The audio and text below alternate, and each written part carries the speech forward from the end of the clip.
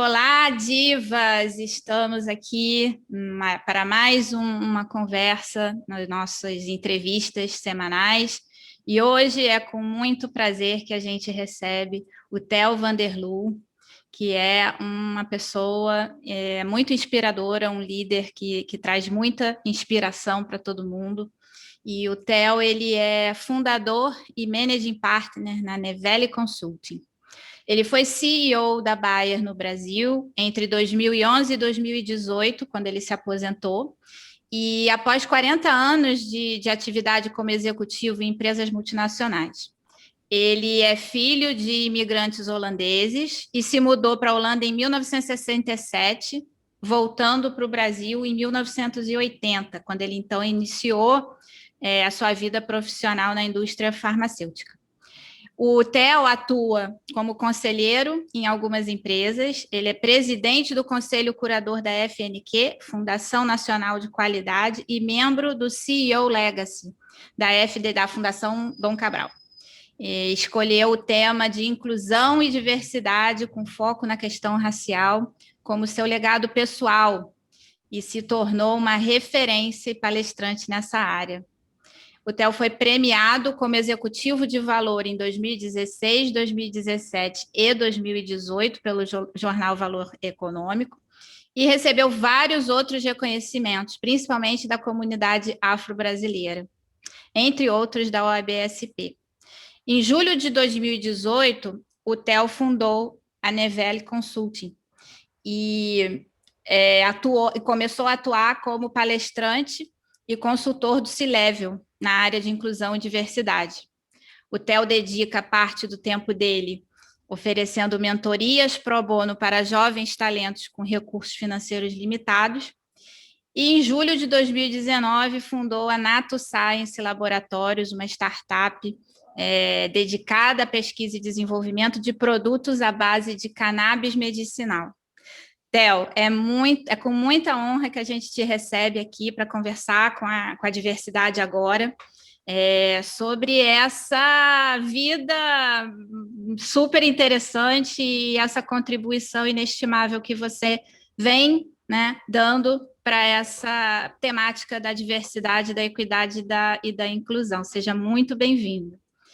E queria começar essa nossa conversa falando, né, que de acordo com tudo isso que a gente comentou aqui, você é conhecido e reconhecido, né, como um executivo dentro dos padrões, né, homem, branco, enfim, mas que começou a ter uma atuação e abraçou, né, essa causa racial. Conta um pouquinho para a gente, Theo, dessa sua jornada e quando foi que você despertou, né, para a importância, para o impacto que você poderia trazer para essa causa da inclusão racial? Bom, em primeiro lugar, eu agradeço a oportunidade também de estar aqui com vocês, para falar com a Cacá e com você, Rê. É realmente sempre um prazer estar fazendo esse tipo de conversa, né, e conhecendo pessoas novas, pessoas que eu já conhecia, mas conhecendo melhor, né, porque uma entrevista sempre a gente acaba se conhecendo melhor, então é um prazer estar aqui. Então, começando um pouco pela história, eu acho que, bom, em primeiro lugar, eu sou uma pessoa que teve muitos privilégios, né, pelo fato de ser filho de imigrantes europeus, de ser homem branco, aquela coisa toda.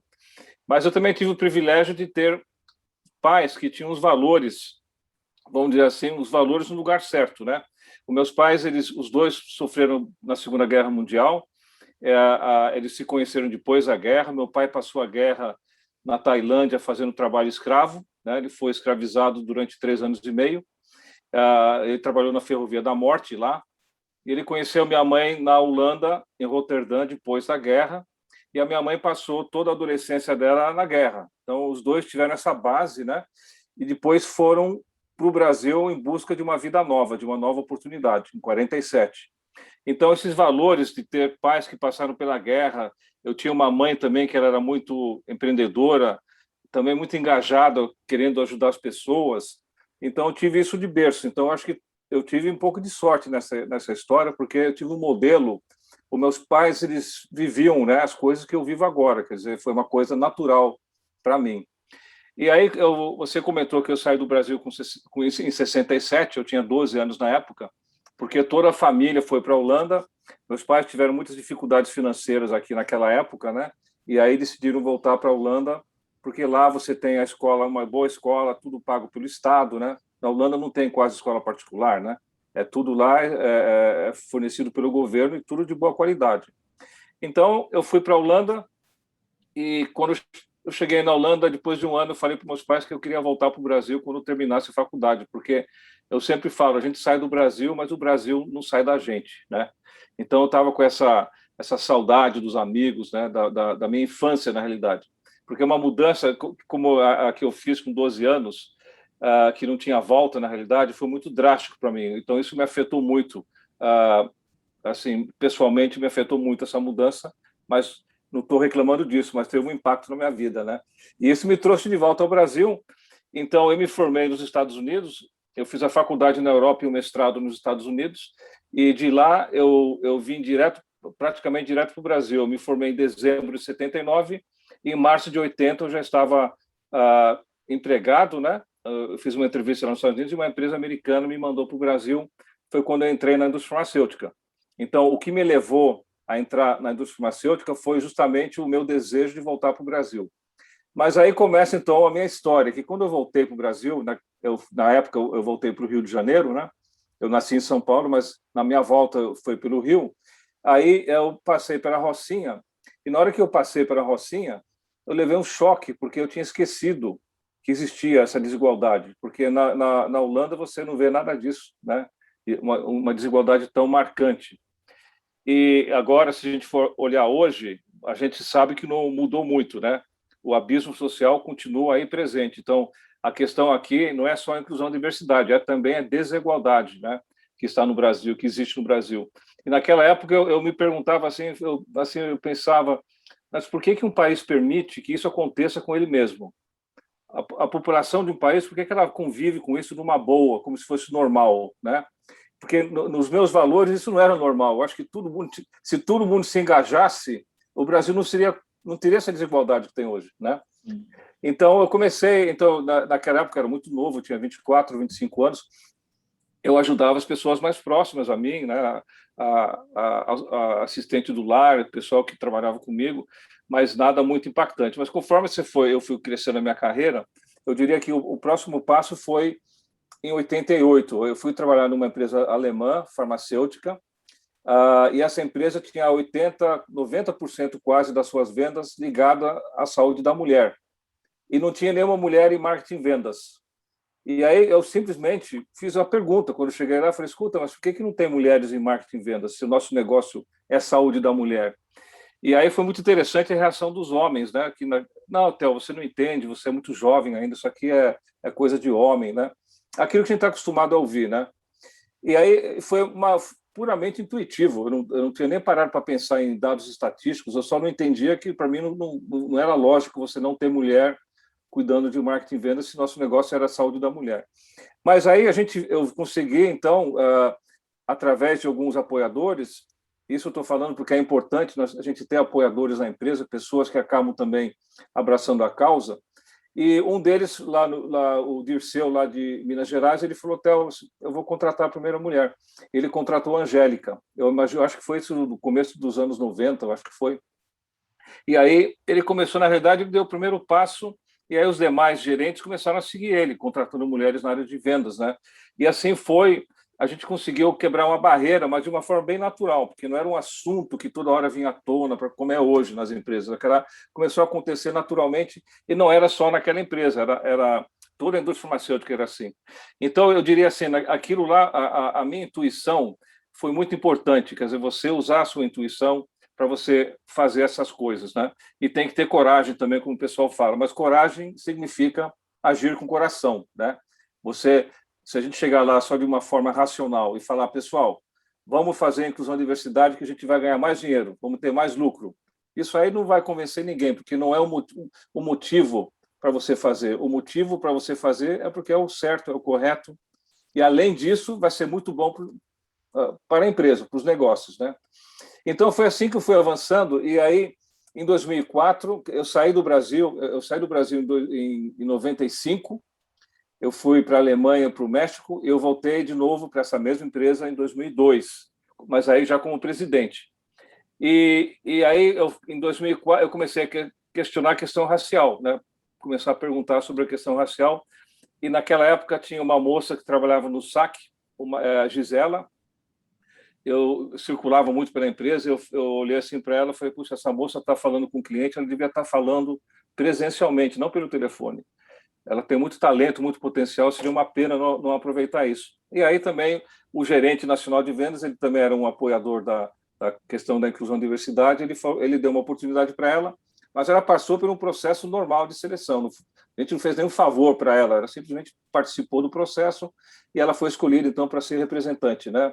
Representante médica. Então, foi a primeira mulher negra, foi em 2004. Em 2006, eu fui para a Espanha. A empresa me transferiu para a Espanha. Foi quando a Bayer comprou a empresa que eu estava, que é a Schering, alemã. Então, a Bayer comprou a empresa e eu fiquei na Espanha quase 5 anos fazendo a integração da divisão da empresa que eu estava, farmacêutica, com a divisão farma da Bayer, né? Então, foi uma experiência muito rica também, em vários aspectos. Mas aí, final de 2010, eu voltei para o Brasil e em 2011 eu assumi, então, a presidência da Bayer. Eu comecei novamente a questionar a questão racial. E a verdade é que tanto eu como a minha colega de RH, a gente não sabia bem como começar, né? Assim, e naquela época não se falava muito disso. E então o que eu fiz foi, um pouco mais para frente, eu pensei, eu vou conversar com as pessoas negras, eu vou marcar um café sozinho. Eu marquei o café, então, com a Gisela e o Emerson, que era um gerente de vendas também negro. Eu não conhecia ele antes, mas eu conheci ele nesse café. E aí eu fui perguntar como é que eu devo avançar, porque eu tinha medo de cometer algum erro, né, com a questão racial. E aí eles falaram, Theo, se você, naquela época, tá, se você não puxar o assunto, a gente não vai puxar, porque se uma pessoa negra começar a puxar esse assunto, é mimimi, vai parecer que a gente não está satisfeito com a empresa, uma série de coisas. Agora, você, como homem branco, poderoso, como CEO, você levantar essa bandeira, a gente vai te apoiar completamente, fica tranquilo. E também eles falaram para mim que eles não queriam nenhum favor, não é uma questão de fazer um favor, de dar uma promoção, não. Eles só queriam oportunidades para mostrar o talento que eles tinham, né? E não só eles estavam falando também em relação à comunidade negra, né? E então ficou muito claro que eu tinha que fazer alguma coisa, que era o meu lugar de escuta, né? O meu lugar não era o meu lugar de fala, de ficar opinando, né, julgando as pessoas, mas simplesmente ouvir as pessoas o que elas tinham a dizer. Isso para mim foi muito importante. E da mesma forma que eles comentavam também que eles tinham que ser muito melhores que uma pessoa branca para ter uma oportunidade, para chamar atenção, né? Tem que ser muito melhor para chamar atenção. Da mesma forma que as mulheres me relatam que a mulher tem que ser muito melhor que um homem para ter uma oportunidade, né? Então, eu fui assimilando essas informações e aí nós fizemos uma segunda reunião com mais pessoas negras na Bayer.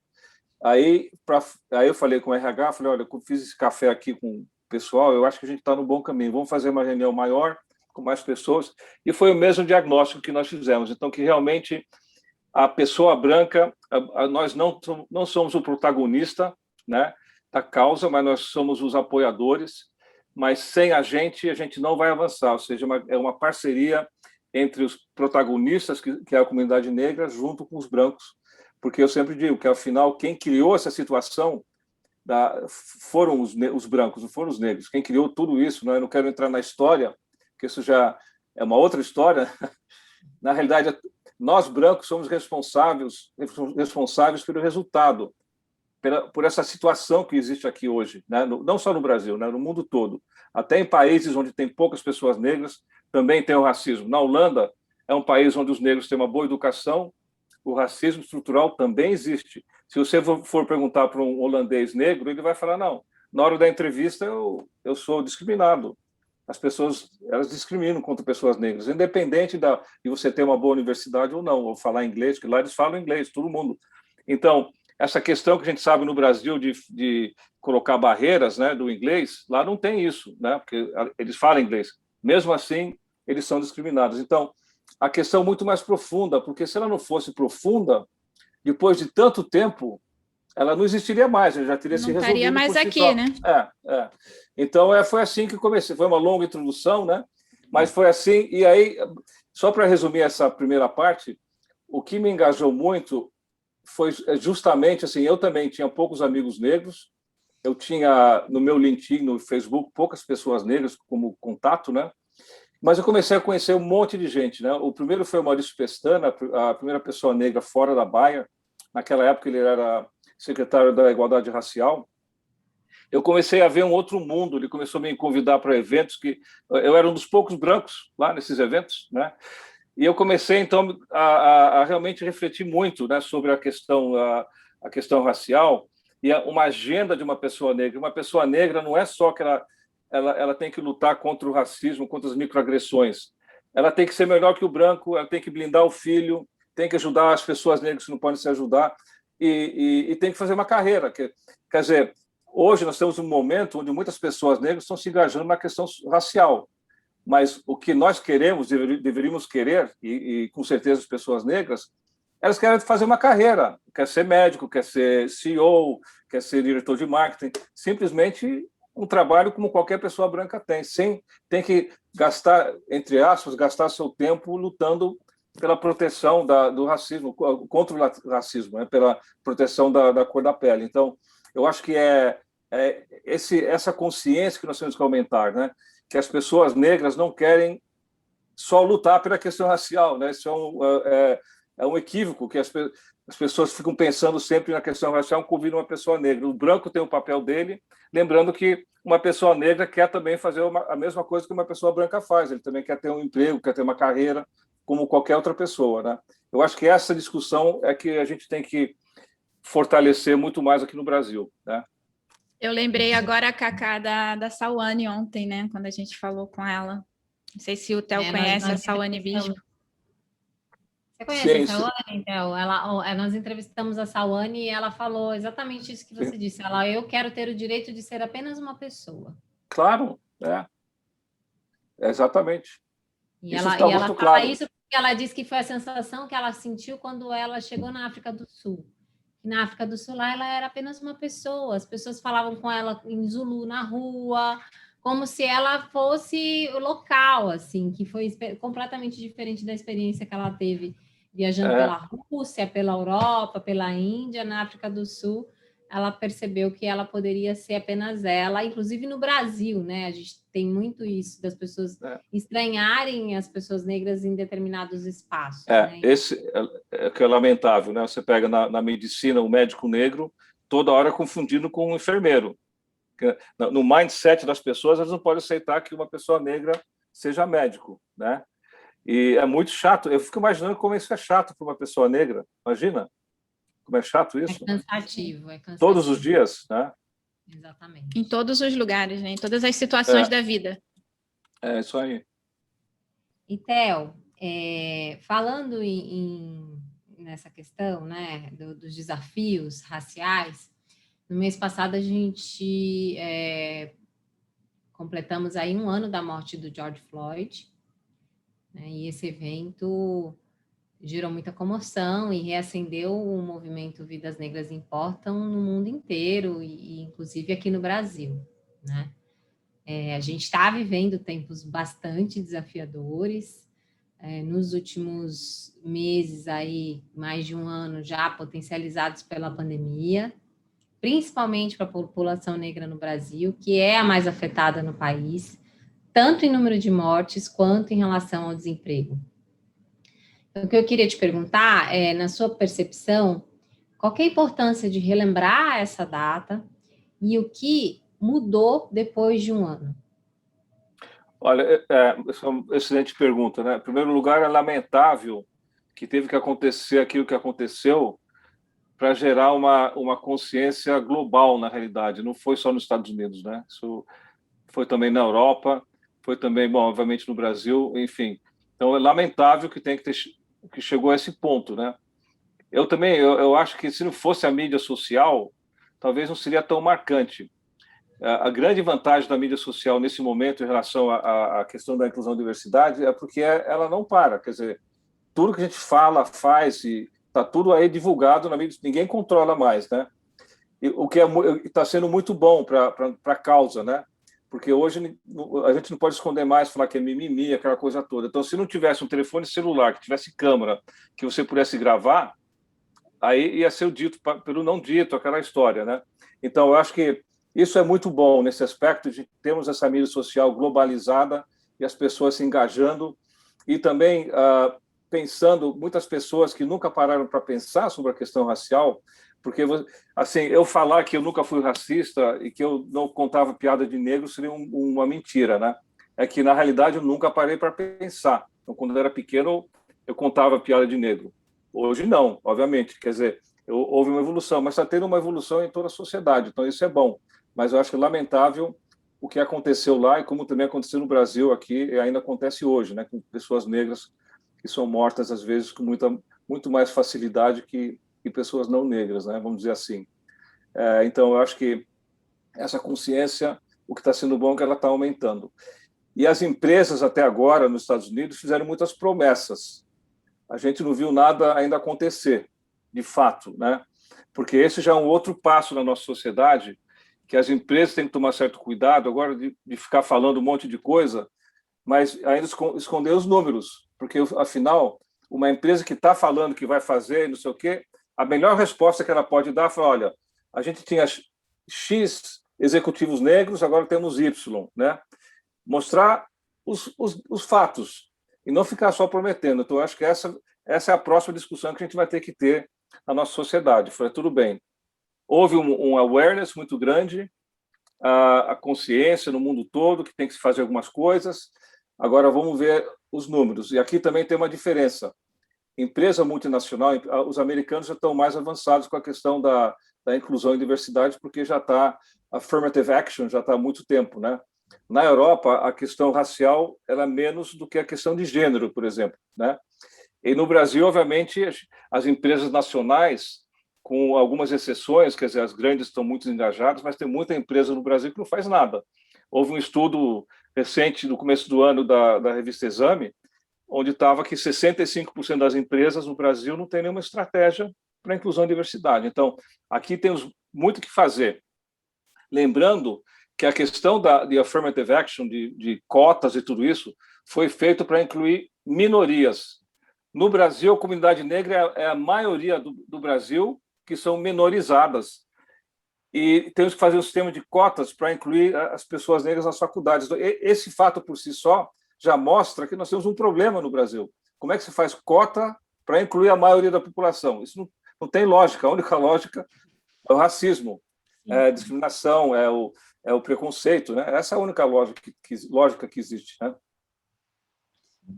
E é engraçado isso, porque a gente comenta, né, dessa ação, essa questão, né, do George Floyd, do assassinato dele, ter potencializado uma nova onda, né, de manifestações, conscientização em relação ao racismo, e até aqui no Brasil isso acabou sofrendo uma influência muito grande, sendo que o que aconteceu com ele acontece absolutamente todos os dias, né, aqui, com a população negra, mas a gente continua precisando de estímulos externos para poder ter algumas discussões. Theo, eu queria fazer um paralelo com relação ao que você comentou, né, no início da entrevista, porque você tem uma trajetória bastante parecida, né, com a maioria dos executivos de alta liderança, né, aqui no Brasil. Acesso a uma boa educação, oportunidade de viajar, morar fora, ter acesso a outras culturas. Mas você, em função dos valores que você traz da sua família, fez escolhas pessoais e assumiu riscos, né, em nome dessa causa em relação à questão racial. Depois que você abandonou, ou abandonou, melhor dizendo, depois que você fez uma mudança, né, de uma carreira executiva em grandes empresas, e abraçou essa oportunidade de palestrar e falar sobre isso para outros executivos, quais foram as lições aprendidas que você pode compartilhar com a gente dentro dessa jornada, né, de estabelecer uma cultura mais inclusiva dentro das organizações pelas quais você passou, e também como que o seu exemplo tem influenciado o C-Level, através dessas palestras, através do seu posicionamento, a se responsabilizar por essa causa nas empresas onde eles estão atuando. Então, eu vou fazer rapidamente um comentário referente a um post que eu coloquei no LinkedIn, eu não sei se vocês viram esse post, em 2017, de um amigo meu que ele foi negro, né? Ele foi discriminado numa entrevista, onde o entrevistador falou para ele que ele não entrevistava negros, né? Praticamente dizendo, essa vaga aqui não é para uma pessoa negra. E aí eu falei para o meu amigo, falei, você devia procurar a polícia, né? E aí ele falou, olha, eu não posso procurar porque se eu for fazer uma denúncia, eu vou queimar meu filme. Então, eu já estou acostumado a isso, então a gente só tenta mais vezes até achar um emprego. Aí eu falei, vou colocar um post, você tem que, realmente essa história tem que ser verídica, porque senão eu vou me expor aqui como CEO. Ele falou, eu mandei o texto, você pode colocar, porque é tudo verdade. E aí eu coloquei esse post com a melhor das intenções, né? Só para chamar a atenção o que acontece no mundo corporativo, né? Em 2017, né? Quer dizer, recente. E aí, minha surpresa, começaram a surgir views lá, né? Foram mais de 500 mil em menos de 2 semanas. Eu fiquei meio assustado, né? Falei, nossa senhora, o que que eu... Aí os jornais começaram a me procurar, revistas, todos me procuraram, grandes jornais e revistas, e a BBC é o país, e a BBC, que eu acho que fez a reportagem mais completa, porque eles falaram também com a pessoa que tinha sido agredida, ele manteve o nome dele em sigilo, mas eles conseguiram entrevistá-lo também. E aí, para mim, o que foi um divisor de águas foi quando eu notei o que aconteceu depois, né? Aí as pessoas negras pedindo para eu não parar, por favor, não pare, porque é a primeira vez que um CEO branco está colocando assim, porque se fosse uma pessoa negra ia ser mimimi. E aí eu recebia mensagens em off de muitas mulheres negras falando que para a mulher era muito pior, que elas tinham medo até de colocar qualquer comentário, medo de perder emprego. Eu falei, nossa. Aí eu falava do assédio, todas essas coisas. Eu fiquei meio assim, e aí começaram pessoas brancas do meu nível falando para mim, Telsa, tem coragem, hein? No que você está se metendo? Esse não é seu papel. E aí eu falei, nossa, que interessante, né? Quer dizer, as pessoas que precisam da nossa ajuda estão pedindo para eu não parar, e as pessoas que podem ajudar... Que podem ajudar. Falando, você não se meta nisso, isso é um tema de RH. Enfim, foi bem interessante, e eu pensei assim, não, vou tirar esse post. Mas como eu tirei férias, eu pensei, vou tirar férias mesmo, então deixa aí para ver o que vai acontecer. E aí, realmente, eu comecei, aí foi o que eu me dei conta que a gente vive aqui um apartheid velado, né? O apartheid velado é que todo mundo acha que está tudo muito bem em alguns momentos. Então, na hora que você vai para um restaurante, e eu, como branco, no restaurante fino, aqui na Zona Sul de São Paulo, e não tem cliente negro, para mim está normal isso aí, né? Aí você vê o Valé Parque Negro, né? Aí normal. Você vai num grande evento, esses grandes eventos de palestrantes, você vê palestrante, a maioria homem branco, algumas mulheres brancas, e aí você vê todo o pessoal que está fazendo o serviço lá são normalmente pessoas de origem afrodescendente. O Valé Parking também. Uma vez eu fiz até uma foto. No Valé Parking, todos eram afro-brasileiros, todos. Mas dentro da reunião não tinha nenhuma pessoa negra, só tinha gente branca. E a gente acha que está tudo muito bem, que o Brasil é um país perfeito, que não tem racismo, né? Então, eu comecei a falar sobre isso com os CEOs, né? Basicamente, e foi assim que eu comecei a avançar com esse tema. E o que foi muito bom, porque a coragem eu acho que é importante, né? E também a coragem, você não tem que ter coragem para fazer o que é certo, muito pelo contrário.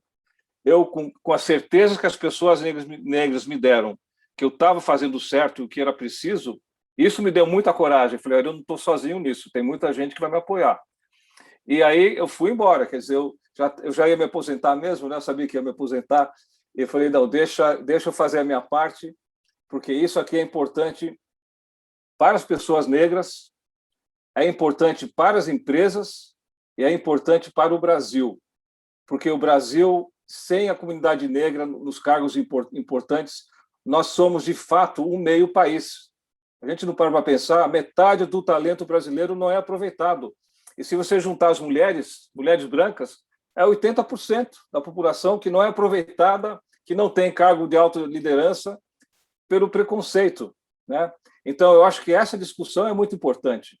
Eu também, quando a gente fala de fazer business cases para mostrar que com mais diversidade é melhor, eu acho que a gente já passou desse ponto. A gente sabe que é melhor porque simplesmente você vai ter uma oferta maior de pessoas inteligentes, de pessoas com talento, independente se é mulher, se é negro, se é LGBT, se é uma pessoa com deficiência, simplesmente são pessoas que têm mais talento que muitas pessoas que hoje estão ocupando o cargo de poder. A verdade é essa. É muito óbvio, né?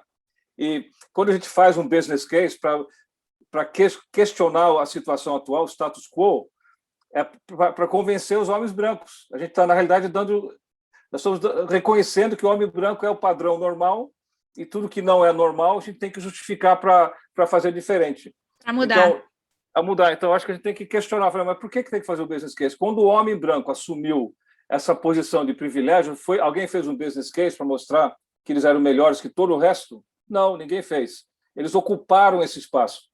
Então, eu acho que é mais importante a consciência do homem branco de fazer uma reflexão e também porque porque eu sou homem branco, então existem momentos que é muito difícil porque a gente é educado de uma certa forma, né? Mas para fazer uma reflexão, de falar, não, realmente eu tenho que fazer a minha parte, né? O homem branco também precisa de ajuda, não é só o pessoal da diversidade, vamos dizer assim. O homem branco tem que ser reformatado, tá? Tem que fazer um reset. E para um homem branco que está em alta liderança, ele se sente muito sozinho, porque existe essa pressão da matriz, né, das empresas multinacionais, dos colegas, né, que os demais vão pensar. Eu acho que esse diálogo do homem branco, de como se posicionar e se comportar perante essa nova situação, nova realidade, é uma questão que eu acho que vai surgir também em breve, essa discussão, porque eu acho que é importante. Está no mudo, Cacá. Existia essa lacuna de alguém que puxasse, né, esse tema, né? Porque a gente tende também, acho que com uma cultura do Brasil, dos brasileiros, é colocando os assuntos desafiadores embaixo do tapete, fazendo de conta que não está ali.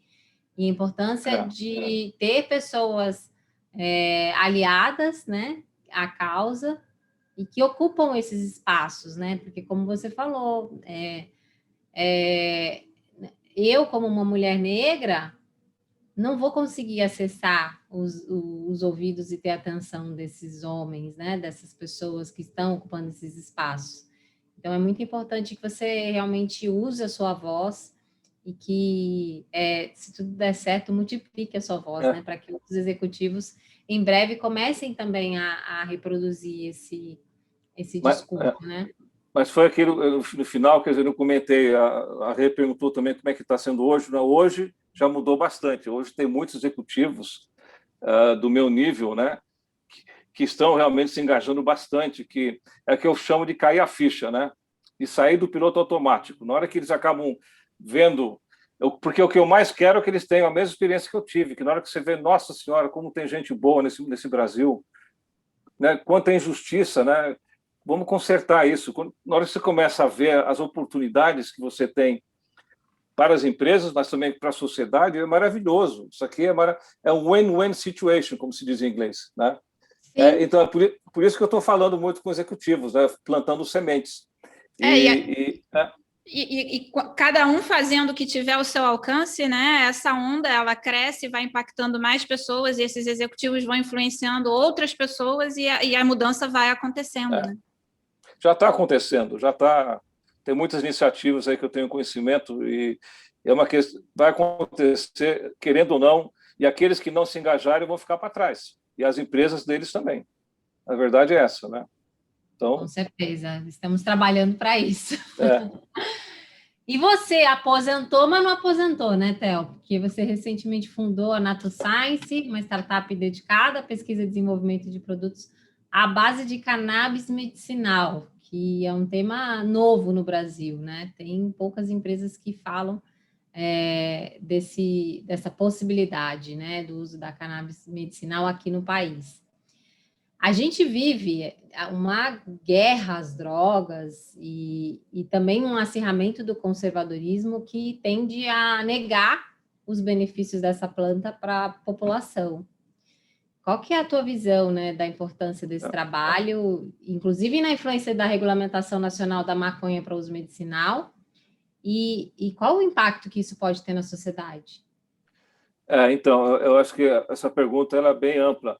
E na realidade, eu diria assim, em primeiro lugar, eu gosto mais de falar de cannabis medicinal do que maconha medicinal, porque a maconha tem esse estigma, né, de ser recreativo, né? Então, na questão de recreativo, eu não quero entrar em discussão, né, porque a questão é medicinal. Mas no Brasil, por exemplo, existe essa preocupação com o cannabis medicinal, de plantar no Brasil, de fazer pesquisa no Brasil, mas, no entanto, a gente planta cana-de-açúcar e faz cachaça, e tem muita gente viciada em álcool, ninguém fala nada, ninguém proíbe plantar cana-de-açúcar, né? Por exemplo, o tabaco, o Brasil cultiva muito tabaco, o tabaco não tem benefício nenhum, ele só faz mal à saúde, aumenta a despesa do Sistema Único de Saúde do Brasil. No final, ninguém proíbe o tabaco, porque justamente uma planta que cura doenças. Há 4.000 anos atrás já se sabia disso, não é uma coisa recente. Há 4.000 anos atrás já se sabia muito sobre o cannabis, já, e isso é simplesmente ignorado porque tem um componente alucinógeno, né, que é o THC, que a gente pode regular, da mesma forma que a gente pode regular tarja preta no Brasil, medicamentos que são de tarja preta, a gente regula também. Por que isso não pode regular, então, o componente que é controlável no caso da cannabis medicinal? Então, aqui é uma questão muito de política no Brasil, né? E tem também a questão do crime organizado em relação a pessoas que vendem entorpecentes e tudo isso. Eu acredito, eu não conheço muito bem essa estatística, mas se a gente fosse legalizar, que seria muito melhor. Seria uma coisa mais controlável, daria para controlar melhor. Você tem que implementar, colocar aí as regras do jogo, né? As normas, e você consegue regular bem e você consegue, inclusive, ganhar imposto, né? Cobrar imposto. Quer dizer, a indústria de tabaco e de álcool deve pagar muito imposto, mas um cannabis medicinal não seria diferente, mas só que a gente estaria tratando doenças. E uma outra coisa, que o Brasil tem um clima muito propício para você plantar cannabis e cânhamo, né? Cânhamo é um tipo de cannabis que não tem o THC. E o cânhamo industrial, ele pode ser usado para muitas coisas, até para fazer roupa, né? Então, não é somente para medicina. Você pode fazer um óleo de cannabis para cozinha, que seria um outro tipo de óleo, né? Mas você tem aí muita oportunidade, muita coisa que você pode fazer se tivesse uma abertura maior, mas é uma questão de tempo. Talvez vai demorar mais do que em outros países, porque, lembrando que também em outros países demorou, não foi de uma hora para outra, né? O Canadá, Uruguai, Austrália, alguns estados dos Estados Unidos, a Europa, tudo isso aí está começando. Eu acho que o Brasil um dia vai se encaixar nisso também, porque é uma coisa que não dá para parar. Lembrando que até as pessoas que são contra o cannabis hoje, porque é uma coisa política, né? Está sendo muito politizado. As pessoas que são contra o cannabis medicinal, eles têm que se lembrar que algum dia, talvez eles mesmos vão querer usar o cannabis medicinal para tratar alguma doença, se não for a sua, de alguma pessoa próxima a ela. E aí sim eles vão ver o erro que eles estão cometendo, né, em relação a isso. Então é uma questão de tempo, eu não tenho dúvida disso. Legal, muito, muito importante falar desse trabalho, né? Porque é isso também, né? Quando você está falando de uma startup de pesquisa e desenvolvimento, você também está falando, além de abrir, né, a nossa mente para essa possibilidade do uso dessa planta medicinal, também está falando de desenvolvimento de tecnologia, né? De tecnologia que a gente é tão carente aqui no nosso país, né? A gente acabou virando aí esse país dependente de commodity do agronegócio e a gente não está desenvolvendo, né, possibilidades de produtos a partir da nossa agricultura, né? Então, tem muita coisa aí muitos ganhos. E lembrando que para a gente aumentar o uso do cannabis medicinal tem que fazer estudos clínicos, né? É o que nós queremos fazer, quer dizer, você ter realmente as evidências robustas que o produto é bom para a saúde, né? Tem que fazer pesquisa. E se a gente for ficar sempre importando isso, vai encarecer, né? O cannabis, eu acho que sempre um cannabis de boa qualidade sempre será um pouco mais caro, mas hoje fica muito mais caro porque quando você importa, você já paga 60% de impostos, né? Então fica inviável. Mas a questão do câmbio, né? Que você fica no exatamente. É inviável, né?